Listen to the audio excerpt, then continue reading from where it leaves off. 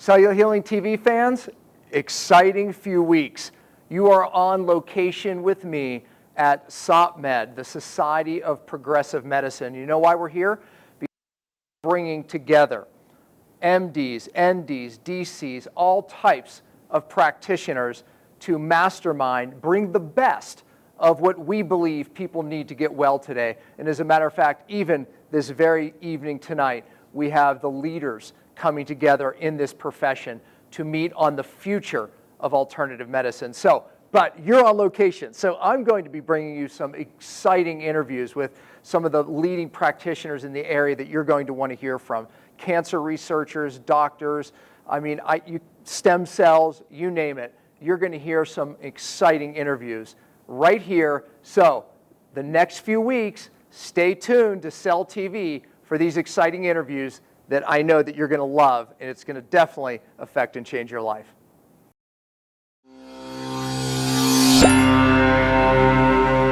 Hello everyone, welcome to Cellular Healing TV. I'm Ashley Smith, and in this episode we are joined by Dr. Thomas Levy. One of the topics here at CHTV which really ignites our passion is oral health, so today's episode will not disappoint. Dr. Pompa and Dr. Levy break down how infections in the mouth cause a vast majority of disease. Dr. Levy, a renowned cardiologist, has spent much of his career researching the effect that oral pathogens have on the body and how they are the primary cause of heart disease. The doctors discuss therapeutic vitamin C and its powerful effect on dental toxicity, as well as the important role that nutrition has when healing from the resulting diseases. You will also learn how to take control of your own oral care. Hear about alternatives to root canals. You'll gather some information to equip yourself with before your next dental appointment. And you'll hear Dr. Levy's take on whether or not there is ever a scenario for which a root canal is the only option. If you or someone you know is affected by a degenerative disease with a cause unknown to you, have mercury fillings, or have had or are planning to have a root canal, please listen to this important episode. Sometimes the answers are right there in such obvious yet unsuspecting places. Before we jump in, though, let me tell you a little bit more about Dr. Thomas Levy. Dr. Levy is a board-certified cardiologist who, after practicing adult cardiology for 15 years, began to research the enormous toxicity associated with dental work, as well as the pronounced ability of properly administered vitamin C to neutralize this toxicity. He has now written 11 books, with several addressing the wide-ranging properties of vitamin C, its ability to neutralize toxins and resolve most infections, as well as its vital role in the effective treatment of heart disease and cancer. Recently inducted into the Orthomolecular Medicine Hall of Fame, his ongoing research involves documenting that all diseases arise from increased oxidative stress, and that they all benefit from protocols that optimize the antioxidant levels in the body. Dr. Levy has assembled multiple protocols built around optimizing vitamin C administration, along with other agents such as ozone, in order to bolster the immune system and facilitate recovery from a wide array of infections and chronic diseases. So let's join Dr. Pompa and Dr. Levy on this special episode of Cellular Healing TV. All right, welcome, Dr. Tom Levy. Thank you for being here. This is a special series that we're doing from the SOPMed conference, and you were part of the mastermind last night as well, where we're looking at the future of medicine. And the topic that we're going to discuss here, I felt came up. I sure hammered it home, and you did too. So you have to wait to see what that topic is. But man, you changed my life, and my viewers have heard me talk about my experience and my story. It was I don't know, was it your first book? Probably not. But it was one of your original books. That was my 10th book. Okay, 10th book shows you how, gosh, that was a long time ago. That was back in 2000. But his book called The Roots of Disease. I read his book, and it convinced me to get my root canal out. I had no pain. On plain films, it looked perfectly normal. We're going to emphasize that. But yet, when I read your information in The Roots of Disease, and you authored that, co-authored it with Huggins. No, with Robert Kulak. Oh, right, that's right, correct. But it was my searching through Huggins that led me to that book. Correct. And that's when I said, it may not have been why I got sick. However, it could have been a part of how I got sick because it's the perfect storm. But I was convinced that I wasn't going to get well possibly with that root canal in my mouth. So thank you right off the top. So, and I thanked you yesterday. Yeah. Always glad to hear a story with a happy ending. Yeah, no doubt about it. And I, back then, just went with this Maryland bridge, and we can talk more about options there as well. But not that he's a dentist, you're actually a medical doctor. So let's start there. Tell your story. I mean, how does a cardiologist end up writing books about dentistry? And by the way, I'm going to promote your new book right now because it's The Hidden Epidemic, and I see a lot of teeth on the front. So once again, this is another dental book written by a medical doctor, cardiologist. Well, you know, I would say fate or destiny or whatever you want to term it is what led me into this, because even though it looks like I'm too much concentrated on the teeth, we show you by evidence of the data in there and the articles from the literature that it is in fact infections in the mouth, the gums, the teeth, the tonsils, and the sinuses that cause a vast majority of disease and make worse all disease. And as the title of the book says, it's the primary cause, and by primary cause I mean greater than 95% of all heart attacks are caused by pathogens coming from one of those four sources or more than one of those sources in the mouth. And you said last night the only reason it may not be 100 is because nothing's 100. That's right. In biology. That's right. There's a good chance it's 100%, but you just immediately get branded a lunatic if you say that. 95. So, 95 is comfortable. So some 25 years ago, I was actually living in Colorado Springs here. Dr. Hal Huggins, probably the most significant renegade, maverick, anti-mercury, and as I later found out, anti-root canal dentist. I got associated with him, met him at a conference here in town. He invited me to come by and look at his clinic. Quite honestly, I was getting tired of cardiology. I really didn't get any satisfaction there. In the synergy of the timing, I ended up seeing what Hal did, and I started working with him. And what I saw the first few days I was there is I saw patients with Lou Gehrig's, Alzheimer's, Parkinson's, multiple sclerosis, sick people. People that I was informed in my training really weren't supposed to get better. And nothing's 100%. I'm not going to say this always happened, but Hal had a program, put them through a total dental revision, extracted root canals, took out the mercury, cleaned up infected implants, took care of cavitational disease, and started an extensive nutritional and supplemental program. And for example, I saw patients, some who had been wheelchair bound for over a year, take their first few steps after a couple weeks. And part of it, and this is what really triggered where I am now, was when I saw many of these very sick patients. I mean, they looked so miserable, and then they went and got 4 hours worth of the most horrible advanced dental work, extractions, and they'd come out of it and they were looking bright and alert and feeling better and wanted to go out to a restaurant in town. And Hal, if you knew him, had a very wry sense of humor. I said, Hal, what's going on? How can these people be so animated and feel so good? And he sort of pointed at the IV bag. And I said, well, thank you, Hal, but that doesn't help me a whole lot. I've get a lot of IVs in my life. They haven't had this effect. He said, well, it's what's in it. I said, what's in it? Obviously. He said 50 grams of vitamin C. I had never heard of vitamin C being used in a therapeutic capacity before in my life. But for whatever reason, I'm not trying to give myself credit for anything other than to say that I don't routinely deny what my eyes have witnessed. And what I witnessed was, to me at the time, nothing short of a miracle. So I said, it's about time I jump in with both feet and figure out what the heck vitamin C is doing. And that sort of began the story.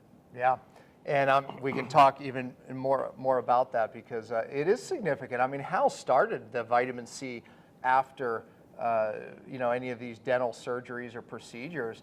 You know, I mean, he described it as many ways. Obviously, there's an anti-inflammatory effect, upregulates glutathione, even has a neutralizing effect on mercury. He said back then, I mean, you know, that was some of his way of describing why people felt so darn good afterwards, but there's probably other reasons. Well, I don't even know at this point in time, because we've seen a lot more things develop, a lot more literature of everything that Hal knew about vitamin C at the time, but he knew a lot. Oh, yeah. And he knew that it had a powerful effect on infections. He knew that it had a powerful effect on toxins, which are invariably part of any infection. And it had a primary stimulating effect on healing. Yes. One thing that Hal would do that no other dentist I'd ever seen before him was when you had a particularly bad area that was extracted, he would inject 2 to 3 units of what's long-acting insulin, PZI insulin. And when you look at the literature today, you now see that insulin is an agent that, guess what, pulls vitamin C into the cells. So Hal was using an agent that pulled the vitamin C into the cell and accelerated the healing. So he was a man way ahead of his time. Yeah. All right, let's go back to, you know, 95% of all disease. Now look, all oral microbes, I think the last 20 years have been associated with heart attacks. I mean, that's why dentists want to give an antibiotic after, you know, certain procedures in the mouth, right? So 20 years. Now, are you familiar with the new study that just came out this year in February? The study states that 7 out of 10 chronic inflammatory diseases are from oral microbes. I mean, that's in line with what you're saying is perhaps. I'm not familiar with that particular study, but I can tell you, if anything, that's a low ball. Yeah. Especially depending on the disease that you look at. We now know from studies from 2013 to the present that in one study, 100%, 34 out of 34 plaque specimens that were pulled out of coronary arteries at atherectomy, that's where you sort of do a roto-rooter and pull the plaque out. They sent those off for analysis, and they found an array of over 50 different pathogens of oral origin, and in each particular plaque had at least between 2 and 9 different pathogens in it, okay? Now, plaques should be sterile, or at the very least, they shouldn't have any significant microbial contamination. But in this case, and in other cases, the concentration was substantial, not incidental. And it was always from the mouth. Yeah. Okay, so the evidence is now very clear that pathogens from the mouth are not associated or linked to heart disease. They are the direct cause. Yeah. Because in another study in 2013, they pulled the blood clots out of patients who had acute MIs, examined them, and not only did they have these pathogens most of the time, they had them in a concentration of 16-fold, 1,600% higher than the surrounding plasma. Now, you didn't have a sterile blood clot that suddenly got colonized. You got a blood clot that formed because of all the pathogens that were there. So we got to stop trying to gloss over and minimize the impact of this by saying, oh, it's associated, it's linked. Well, yeah, it is, but we now have the evidence to show that the association and that link is cause and effect. I'll share that study with you because it's your point. I mean, it's showing causative factors. 7 out of 10, like you said, that's probably an underestimation. You know, there was a study years ago. One of the things that actually convinced me was they took a root canal and they put it in rabbits. Talk about that, because people don't probably know about that, but that was years ago, and the rabbits took on the same diseases of the person that had the root canal. Well, probably one of the greatest scientific minds, in my opinion, of the previous century was of Dr. Weston Price. Yeah. He was a dentist who did a lot of primary research, and in this particular case, although he did many, many, many other things, he would extract root canals from individuals that had a neurologic disease, a heart disease, an arthritic disease, okay? And without any further contamination, just taking it out, he would, for lack of a better word, he'd put his subcutaneous, he'd tuck it into a subcutaneous flap underneath the rabbit, and within a few days, the rabbit would get the identical syndrome that patient had and then die. And this might be cruelty to rabbits. I don't know if you want to say that, but he would then take that tooth and he would show that same tooth in 40 consecutive rabbits would cause the same syndrome and death within a few days. And different diseases, different scenarios.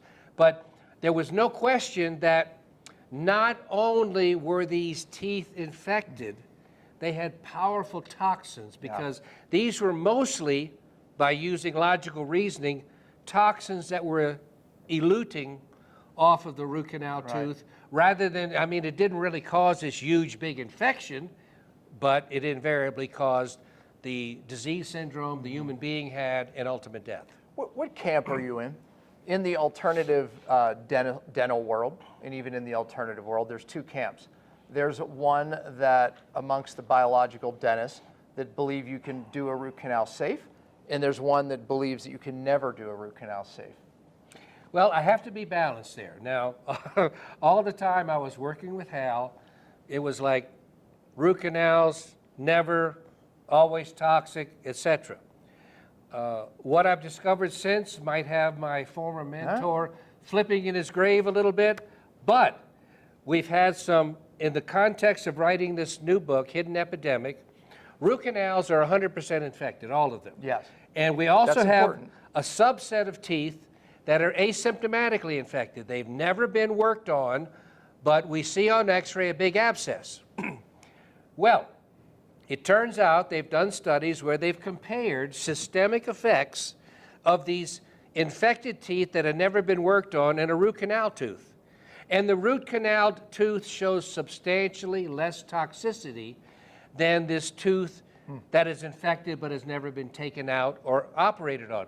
So what does this translate into? Well, I still maintain, and I would side with Dr. Huggins, that if the patient comes into you and has one of these asymptomatic teeth, which is detectable on the 3D cone beam imaging, that it should be extracted. I mean, if the patient says, "Doctor, dentist, do what's best for my health," no question, the tooth should come out and you follow it with an implant or leave it alone, depends.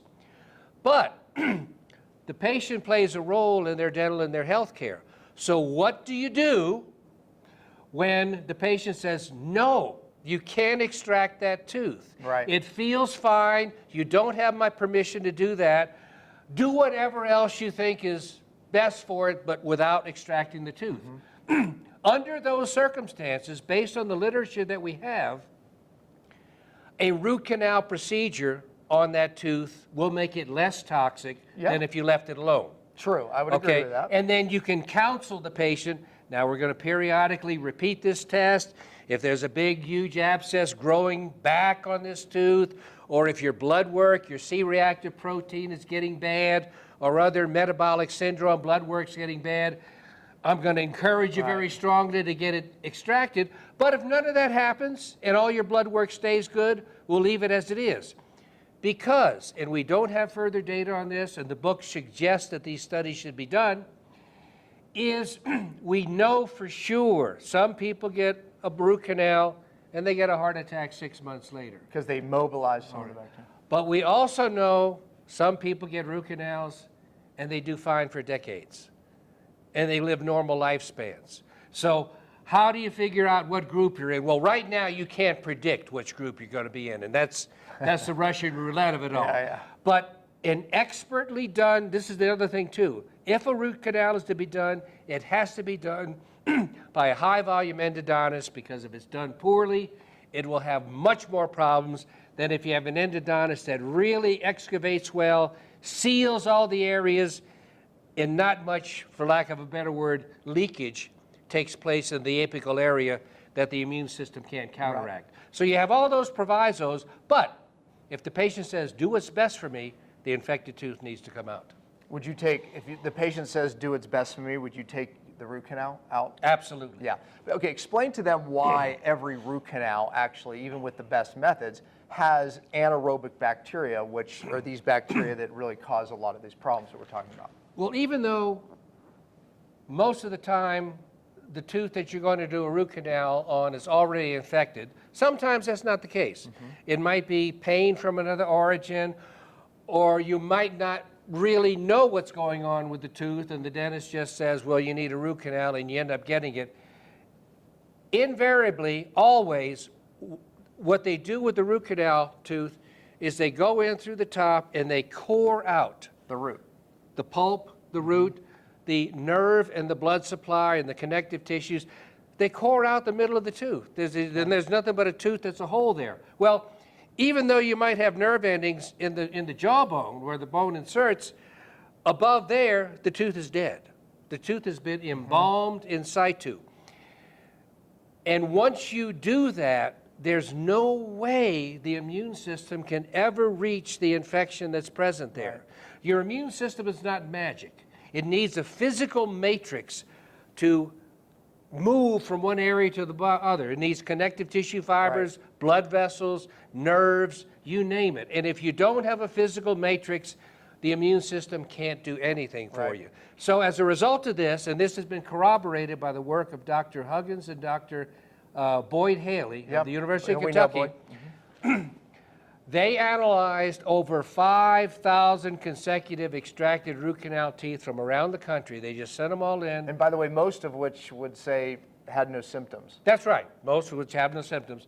And they analyzed them, and in 100% of those 5,000 teeth, Dr. Haley found extremely potent toxins that in his particular laboratory setup potently inhibited critical enzymes in the body that are used to regulate energy. So that was found 100% of the time. And just to make sure it wasn't a artifact from, well, you got to pull the tooth out through this infected toxic mouth, they also analyzed a few teeth removed for orthodontic purposes, which are usually normal teeth.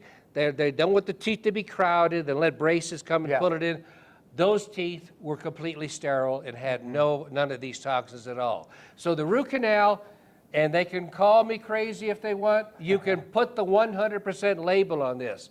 100% of root canals, whether they hurt or not, and whether they show an abscess on this x-ray or not, are infected and they're dead, the upper part. And that's the concern. Many people watching this, they have health challenges and their immune system's already compromised. That's why I got my root canal out. Wasn't bothering me, wasn't considered infected, I would say, but knowing those bacteria in there, I knew what could happen and maybe what was already happening, but I got it removed regardless. So, all right, let's give them some options. I know people that watch this will say, well, what do we do? That's always the question, right? So I take my root canal, I can tell you what I did, but what are some options today? And things got better since I have had mine done, but what are some options once you remove a root canal? Well, really, the options are fairly small. One is if it's a non-critical spot, you leave a space there. Absolutely. Okay? I did that for about 4 years, by the way. I didn't have the money. Number two is, if the anatomy permits, you can put a removable bridge or a permanent bridge, so you need 2 teeth. The downside with the bridge, and I have a couple bridges myself, they're done a long time ago. The downside with the bridge is you have to really shave down 2 healthy teeth on either side of the gap in order to put the bridge in. But at least for me so far, thank goodness they've worked out. That's an option too. And that's called a Maryland bridge. And I have something called zircon. It's really strong, so it's lasted years. It's really done well. There it is right there. All right, see that? Okay. Camera guy. You really want to see my teeth? There you go. All right, that's good. And if you really want to, if you already have a large number of other teeth missing, a partial plate or sometimes a full plate is the answer. And then finally, and very significantly, are implants. Implants, I think, have gotten a little bit of a bad reputation undeservedly because the literature now shows that, believe it or not, this really stunned me, and it's in the book here, that when you have an infected tooth taken out, and you do all the appropriate things, you clean out the socket, you give them ozone, maybe give them antibiotics, IV vitamin C, platelet-rich plasma, everything to promote good healing. We talk about all those things on other shows, by the way. You can put an implant or start the implant process the same day, okay? Used to be intuitively, I just felt, well, you got to let it Yeah, it was bone 3 fill to in 6 for months. 4, Yeah. 5, 6 months.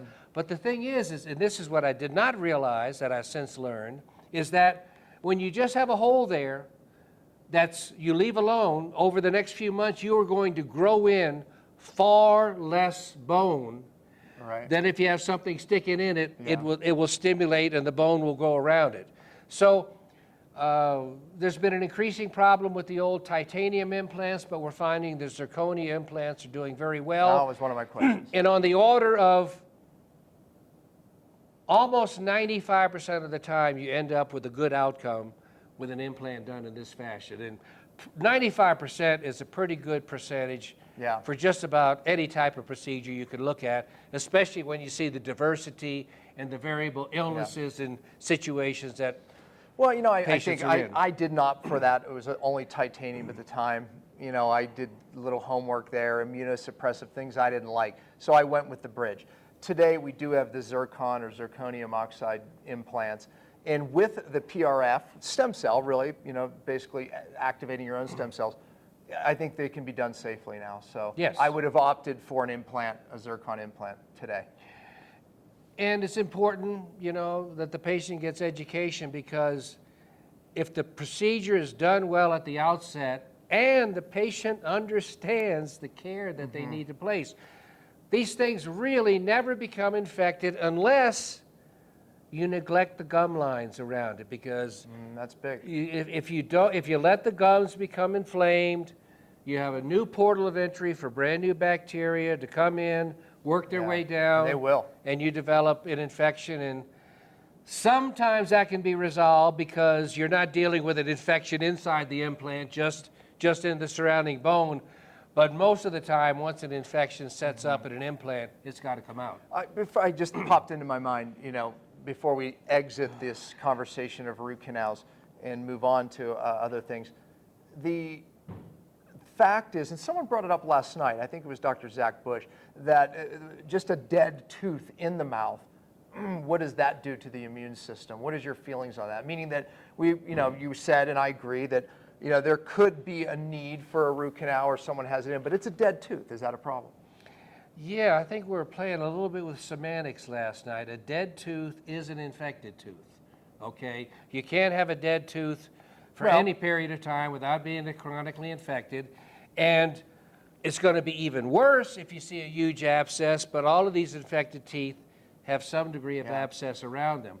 So I didn't completely understand everything Dr. Bush was saying last night, but I know when you have this type, and it's not a colonization. I think there was a little play over semantics, colonization versus infection.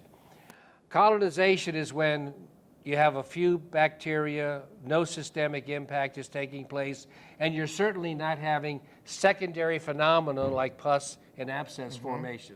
Once you start forming pus and abscess, you've got not a minimally, but a severely infected tooth. Yeah. And guess what? Everywhere else in medicine, if you have an abscess or an infection, it's got to come out. That's surgery. Okay? It's got to be debrided and taken out as best and completely as possible, because they all produce nonstop torrents of pro-oxidant or toxic debris that brings down your immune status everywhere in your body, not just in your mouth.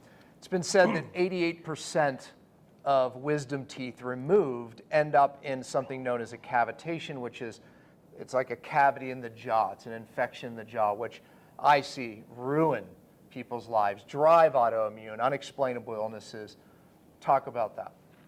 Well, actually, that came from a paper that Dr. Huggins and I put together. I reviewed a whole series of his patients that had come into his clinic, and what they did at the time was, if you had 4 wisdom teeth extracted, after you were numbed up, of course, they just took the drill bit and they just pressed on the top, and usually after 2 or 3 seconds, it was boom, Boom. It's like going into missing the stud falls in drywall. into a hole. Yeah. Well, I'm not going to be a little off on my numbers, but some 75 to 80% of people that had 4 wisdom teeth extracted had at least 3 cavitations by falling in, and very high in the 90s people that had those extracted had one or more. Yeah. Okay, so it's not rare. That's the point to make. Yeah. It's not rare, it's expected. When you do an extraction, a typical extraction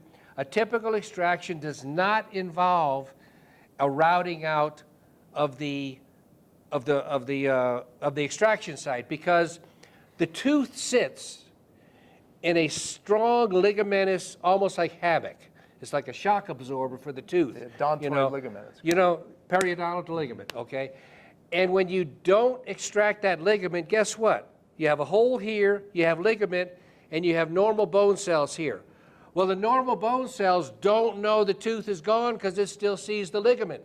So you've lost the natural stimulus for bone to come in. And instead, the bone senses where the ligament ends at the top of the extraction site, goes over, and then fills in a little thin and cap of bone over top. Is the infection in here, the cavitation. Correct. Right. And it even happens with people who got the ligament removed, which I would have said is a better job, just because even the anesthetics they use perhaps were vasoconstrictors, lack of blood flow in the area, therefore infection still formed.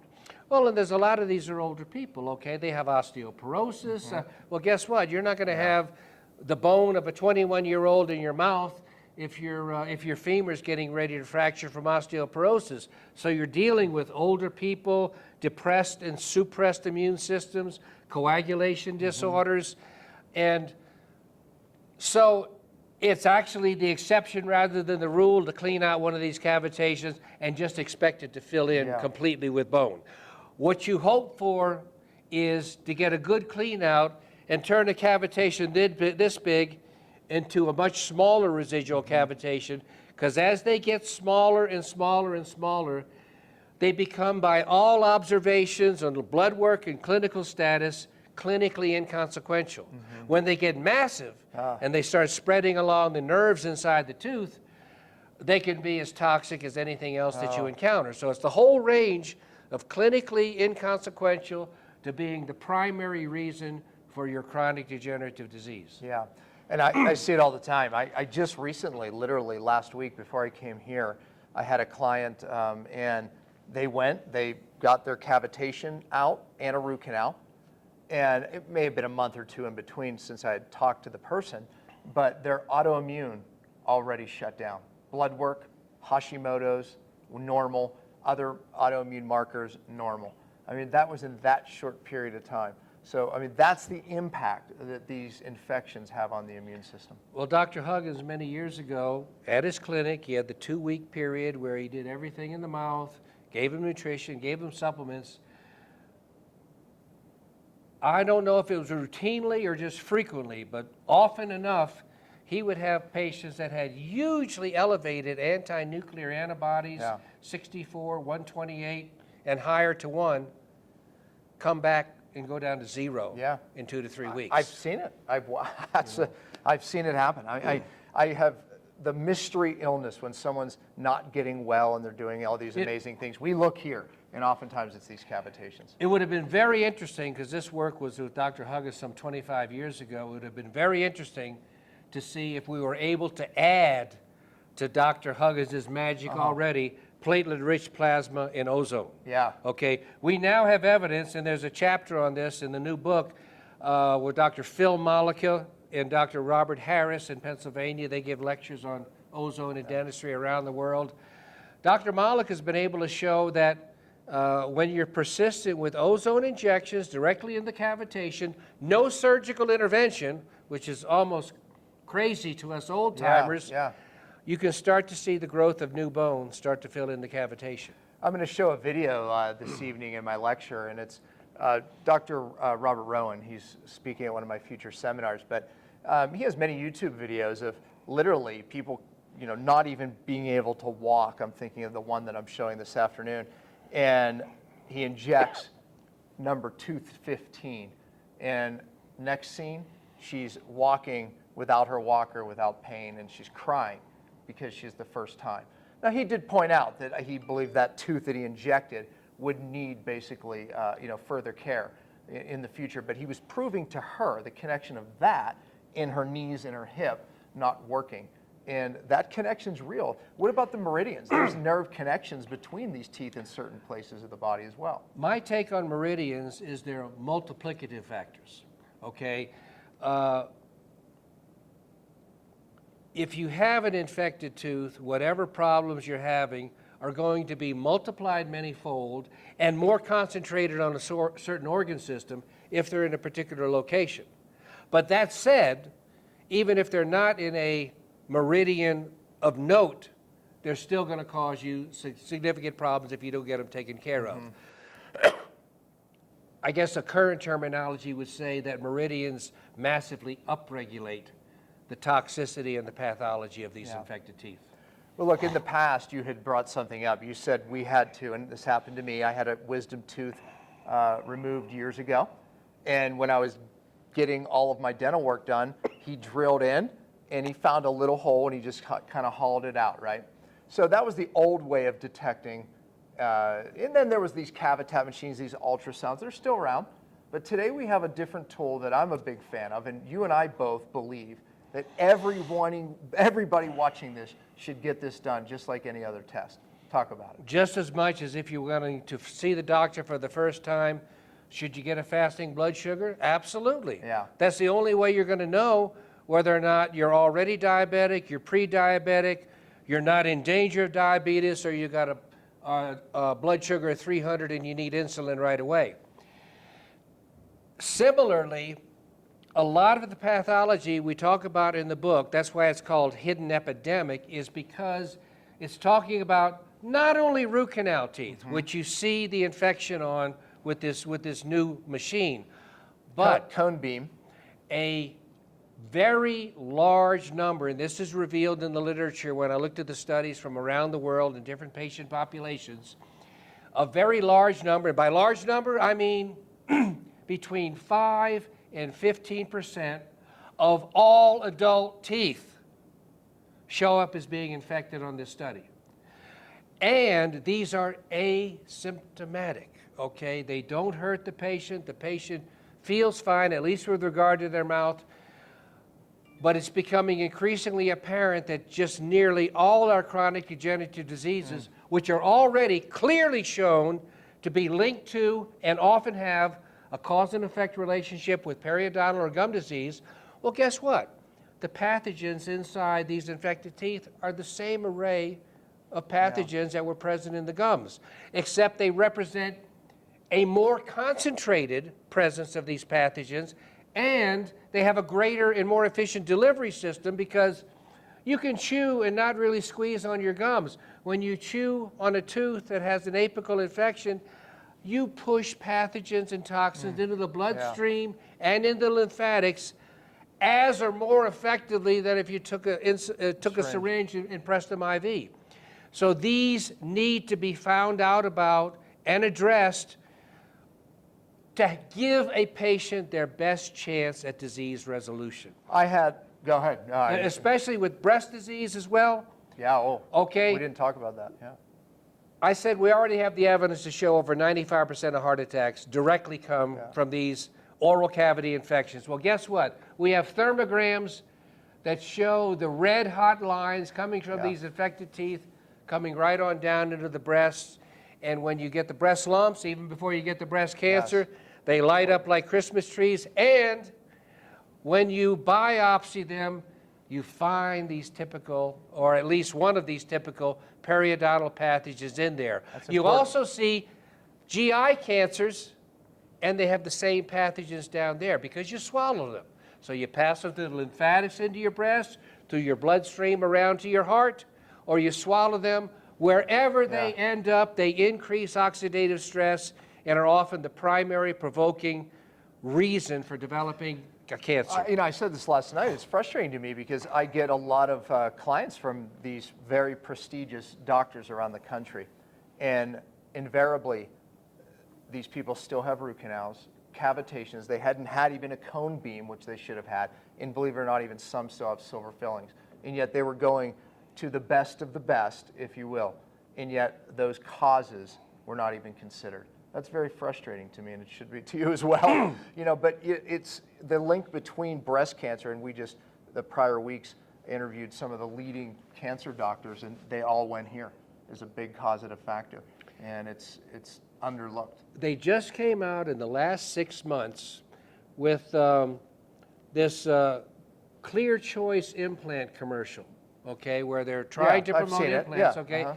And on one of them, they have this old guy sitting there walking along saying, well, my cardiologist told me that all heart disease starts in the mouth, and I better get these teeth taken care of first before I go see him. Yeah. You could have knocked me out of my chair when I saw that. I mean, this is a nationwide commercial, so the Getting out. barriers are slowly coming down. One of the things, I also work a lot with vitamin C, I said, and we now have what Dr. Marek did with sepsis and hydrocortisone and vitamin C completely blocking mortality from sepsis. And then a whole bunch of institutions in the States and around the world are now doing this work. That's a good sign, especially for one reason that nobody appreciates. Our esteemed institutions like Johns Hopkins, Harvard, etc., they're never, take my paranoia for it, they're never going to recognize a country doctor for doing something that they haven't done or haven't discovered. Sure. But If they discover it.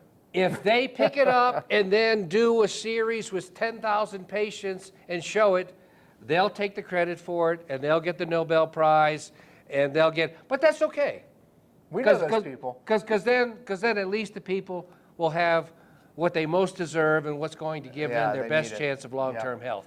So when I had a cone beam done, and first of all, I don't know if the camera guy there can focus in on the book, and I want to point this out. Tell me when you're in. Are you in? Okay, so if you see right around here, you'll see a massive cavitation. This is the same film. Well, this is a plain x-ray that you get from your dentist. This is a cone beam that we're discussing that everybody should have. You can see the massive cavitation on the cone beam, but you cannot see it. This looks completely normal on the plain x-ray. So that's the point. You want to make another point on And this? not only do you see this huge abscess, when you come up close, you can see that the bony border of the sinus is completely eaten away, so that the abscess on the tooth is directly communicating with the sinus cavity. All of this, number one, asymptomatic, and number two, completely undetectable on the regular x-ray. Yeah, everyone needs this. You know, you actually brought something up that nobody really talks about. You talked about normal teeth that aren't root canals, that not post-extraction sites, possibly having cavitation. Why would they have cavitation, and does the cone beam pick that up as well? Well, there's a little semantics there. That you don't really have classical cavitational disease without an extraction. But In fact, in a very advanced patient, you will have cavitations that develop at an extraction site and literally burrow their way in the bone That's what happened. to involve the apex of another tooth. that's what happened to me. So I didn't know. So we got this cavitation out, and then what had happened is the cone beam showed that it went under the tooth in front, all the way out. I had to lose that tooth. And you'd have never found that on a regular x-ray and just My stayed plain sick film the looked rest of your normal. life. My plain film looked normal. So despite my best efforts of taking care of myself, that cone beam saved my life. You know, no doubt, because I would have been sick 10 years, 5 years, who knows, whatever it was. For whatever miserable period of time you had left to live. Yeah, so the cone beam can show other teeth that may have been affected by other infections, is your point. Absolutely. Okay. All right, what about kids? Should a kid get a cone beam x-ray? Could they have cavitation?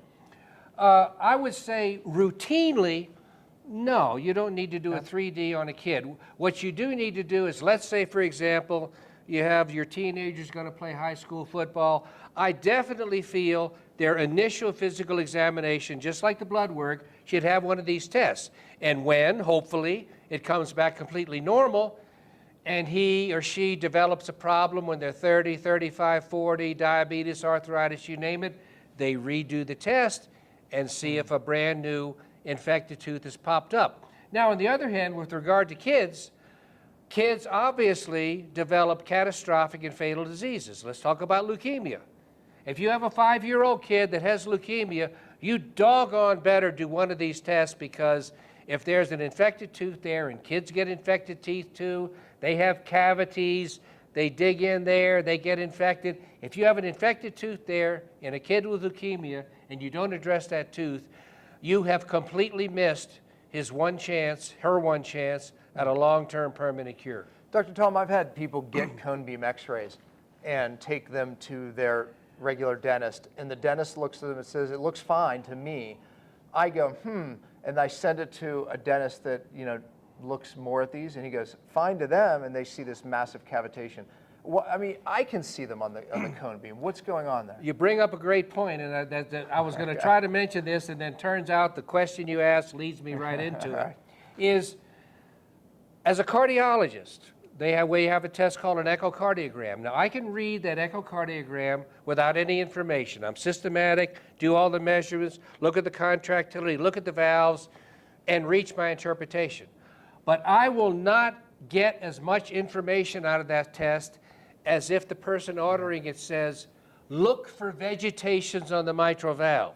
Then I can look at it, I focus in, I can see something subtle. Same thing with this examination. This examination has an enormous amount of information on it. You see the head, the brain, you see, and unless you're specific, you need to say, I want the apexes of all the teeth examined in all dimensions. Okay. All dimensions. All right. Because when you got the controls here, It's a 3D x-ray. you could just sit there and rotate it around. You can see every possible angle. I want each tooth examined in its entirety from all dimensions to rule out apical infections. All right. Okay. Yeah, because they're looking at it like a plain Sure, x-ray. exactly. Like this. Oh, yeah, it looks fine to me. And then when you do this, I've Right. done it with my own. Like, oh my gosh, there it is. There you go. Yeah, all right. That's a really important question because that's happening more and more now. I'm sorry to say that one particular what I just said is not in the book. I should have put in there, make sure you're interpreting radiologist, physician, or dentist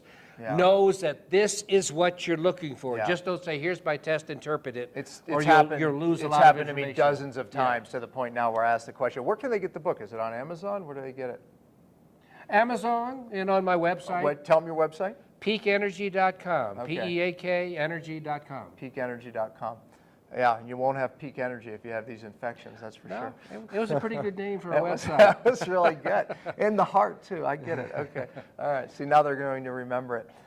Okay, so beyond, you mentioned a few other things. I had amalgams. I really cleaned up my act, obviously, did it the right way. I mean, my protocols are how to get this stuff out of the brain safely. By the way, that's where a big problem, too, right? I mean, there's, on the post side of this, is the fact that most doctors, even alternative, they really don't go after it in the brain correctly. It turns to inorganic mercury. There it's locked. And I got it out of my brain, but the problem is I was left with pockets, infection, periodontal disease, even though that I was healthy and got my life back, which would have led to bigger problems. Well, and the other thing with, for example, mercury is most of the docs, unfortunately, are not that experienced in different protocols for detoxification. That's what I teach. And everything that you mobilize is not excreted. A certain portion of it gets redeposited into new tissues, okay? I use the expression, detoxification is also retoxification. That's right. So you need to, especially when you're dealing with a type of detox that you know to be highly efficient, you need to give the patient coverage, not only with vitamin C, but with other antioxidants, so that, we talked about this in my previous talk, that all toxins are pro-oxidant. Vitamin C is your prototypical antioxidant. When you meet these toxins in the blood, you give them the electrons they're seeking and trying to get a hold of, and you've taken away their ability to poison the body. And then you've just left for that the ability for them to be excreted in urine, feces, enterohepatic circulation. And by the way, the retox, gosh, I totally agree. Most of my process is dealing with the potential of redistribution and retox. In the gut, we put a binder, 4 different binders that don't leave the gut. And we also use one even right before the dental appointment and right after that minimizes what's happening in and around the cell. to make sure this doesn't redistribute. Right, Otherwise, exactly. it's going into the brain. That's how I lost my life. I just had 2 fillings randomly taken out. And days later, I was fatigued, didn't understand. Months later, years later, I finally, my life trickled down over months, and years later, I figured out what happened. They have, for example, a very potent detox agent called DMPS. That is one of the most effective agents, okay? But most people use it incorrectly. You take it, you better be buffering yourself because it pulls out toxins. I've seen it take patients with minimal neurologic conditions and cause them to have advanced neurologic conditions because it hammers their immune system. But I've also seen, or had related to me, it sounds incredible, but patients that have gone blind with mercury toxicity and they start getting DMPS injections, and I don't know what the time frame was, a month or 2, they start getting their vision back. So it should be part of your armamentarium, but you got to protect the rest of the body against the detox effects. Folks, read. It's I call burning down the house to get rid of the roaches. I wrote 3 articles when detox is dangerous. I talk about those real chelators because there's mistakes made with them, as you're pointing out, and other mistakes. And as well as the other side of the coin, many people are using these herbal things, calling them real chelators and binders. They're really not, and they just cause more redistribution. So read when detox is dangerous. All right, anything else that is in here that you feel they need to know to avoid this epidemic right here, the hidden epidemic? Well, we talk minimally about supplementation. That's covered more extensively in my other books. We talk a lot about the ozone applications. For example, that's great. I was going to ask you that. One thing that we haven't talked a lot about here, but it's really important because when you have root canals or when you have other chronically infected teeth that we're talking about, guess what tissue is detoxifying as best it can and draining those infections? Your tonsils. Your tonsils are what I call affectionately WIMP lymphoid glands. They can deal with a minimal normal challenge in the mouth and protect your body. When you hit them with a root canal that's just pouring toxins and pathogens nonstop, almost across the board, they become chronically infected. And this is important. Not chronically infected like tonsillitis in a kid where they're big and swollen and puffy. Typically, they're not swollen and they look perfectly normal. Okay? And this was the work of Dr. Issels back in the 1950s. He had metastatic cancer patients. 98% of them had infected teeth and root canals. And initially, he started his protocol, extracted these teeth. They did better as a group, but there was still a substantial percentage getting heart attacks. And somewhere along the line, he figured it out. He started routinely, and it's a major operation, don't get me wrong. He started routinely extracting the tonsils, and he had no more heart attacks. And in Dr. Issels' words, not mine, 100% of the tonsils, even though they looked morphologically normal, were grossly abscessed and pitted and scarred on the inside. So after my cavitation surgery, I had my tonsils injected with ozone. Do you recommend that? Absolutely. I hope so. You led into my next point, which is, quite honestly, I just about had a heart attack 8 or 9 years ago. My CRP was elevated, I was getting chest pain, and I'd done everything else, and I remembered Dr. Issels' work. And I didn't know anything about ozone back then. So your tonsils were holding infection. Okay, and my CRP was elevated, so I got my tonsils taken out. Worst experience of my life, but my CRP came back into normal, and my chest pain subsided. Wow. I got an angiogram 6 months later, and they were perfectly normal. I have no doubt I had a critical stenosis back then. And then later on, I find out that, hey, you could do ozone injections, and it might, and frequently does, clear up this infection or at least suppress it. And how would you know if you suppressed it or not? CRP. Yeah. If your CRP is 5, which is quite elevated. That's high. I don't like it above 1. Right. And you do a series of ozone injections and it comes down to 2.52, 1.8. Well, you're in a much safer category. I mean, ideal if it goes below 1. Right.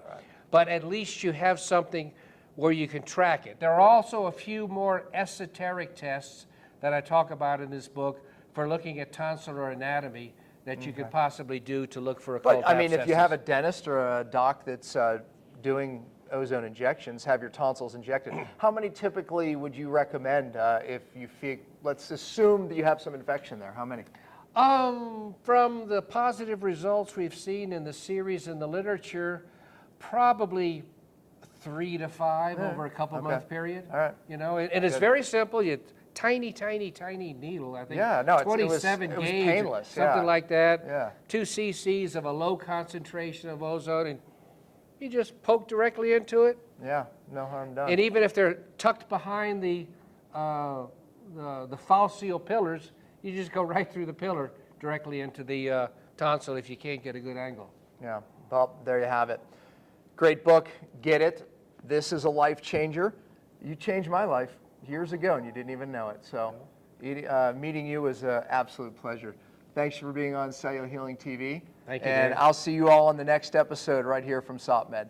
Very good.